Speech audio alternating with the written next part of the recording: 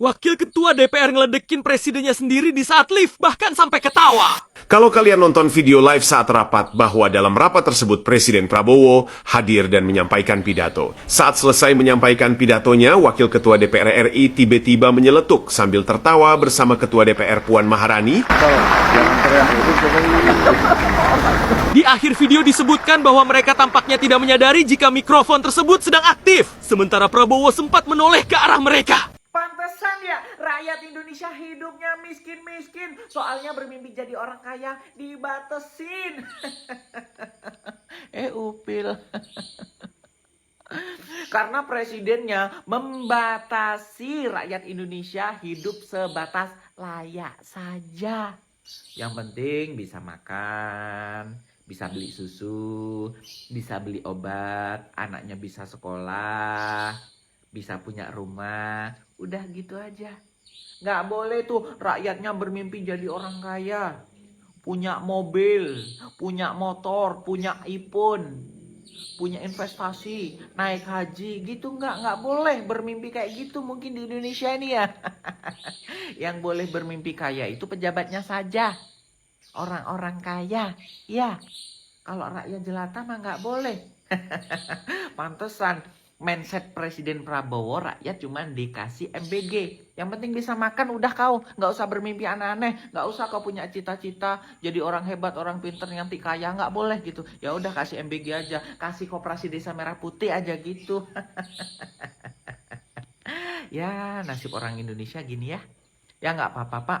Kita nggak bermimpi apa-apa kok. Kita hanya bermimpi 2029 ganti presiden yang bisa memberikan rakyatnya kesempatan untuk bermimpi menjadi orang kaya. Ya, siapa nih calon yang bisa memberikan rakyat mimpi-mimpi untuk menjadi orang kaya? Saya akan pilih ya. Contohnya gini, andaikan nih ada calon presiden, saya akan mewujudkan mimpi rakyat-rakyat saya untuk menjadi orang kaya. Dan saya akan mendukung rakyat-rakyat saya untuk menjadi orang kaya. Gitu bagus. Kira-kira capres siapa? Pak Ganjar, Pak Anies, Kang Deddy, Bu Sherly, Pak Ahok atau siapa? Komen. Yang penting nggak Pak. Giliran gaji guru dan ASN kecil yang disalahin maling. Katanya 6,7 triliun uang Indonesia dibawa kabur ke luar negeri. Giliran gaji hakim tinggi nggak ada yang disalahin tuh maling. Giliran dana MBG ratusan triliun nggak ada yang disalahin tuh kancil.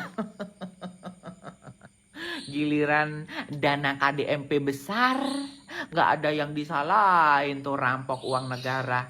Nggak ada tuh yang bilang gaji hakim nggak bisa naik karena duitnya dibawa kabur ke luar negeri. Nggak ada. Nggak ada.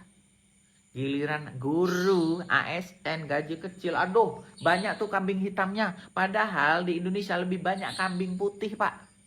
Bukan kambing hitam. Kalau memang tahu tuh siapa malingnya, siapa yang bawa kabur duit orang Indonesia, ya tangkep aja Pak. Bapak punya aparat, punya penegak hukum, sikat, tangkep. Jangan cari kambing hitam. Ya. Kalau hitam itu dog. Harusnya Pak Prabowo ini diberi gelar Bapak Haji Indonesia gitu. Karena perubahan-perubahan signifikan beliau yang dorong kehadiran Kementerian Haji, kemudian fungsi-fungsinya direvitalisasi. Oleh sebab itu saya diskusi dengan Pak Menhub, sebenarnya Pak Prabowo ini pantas kita sebut sebagai Bapak Haji Indonesia. Luar biasa cara menjilatnya. Jilat terus, jilat lagi, jilat. Bentar lagi menteri. Kan sekarang masih wakil menteri.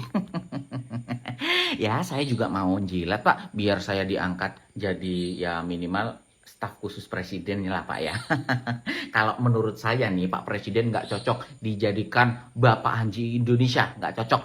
Tapi Bapak MBG Indonesia, wow sangat top. Karena tanpa adanya Bapak Presiden Prabowo tidak ada MBG di Indonesia. Rakyat-rakyat miskin tidak mungkin makan, pasti masih kelaparan.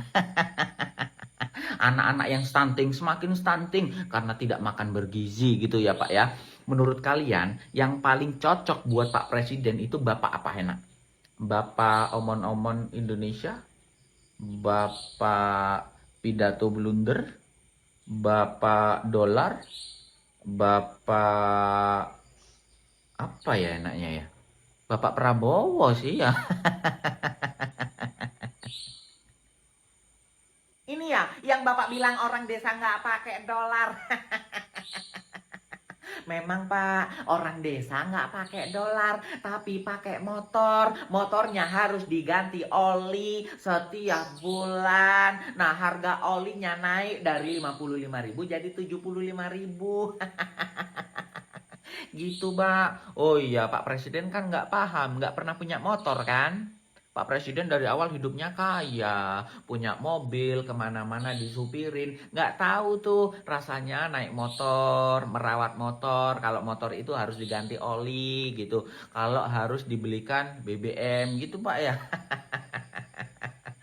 Aduh Pak, iya orang desa nggak pakai dolar. Tapi dengan kenaikan dolar, masyarakat desa terdampak. Karena barang-barang di Indonesia kebanyakan impor Pak.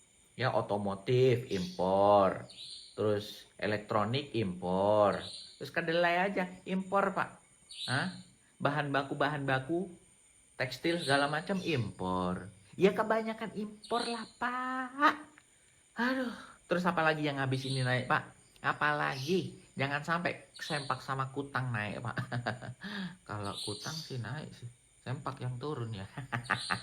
Setiap pemimpin harus mau dikritik. Ada pepatah yang mengatakan kalau orang mengingatkan kita, walaupun kita tidak suka dikasih peringatan, tapi sebenarnya dia menyelamatkan kita, saudara sekalian. Setiap pemimpin harus mau dikritik. Setelah ngeritik dikirim buzzer, diserbu buzzer. Kalau enggak didatangi aparat.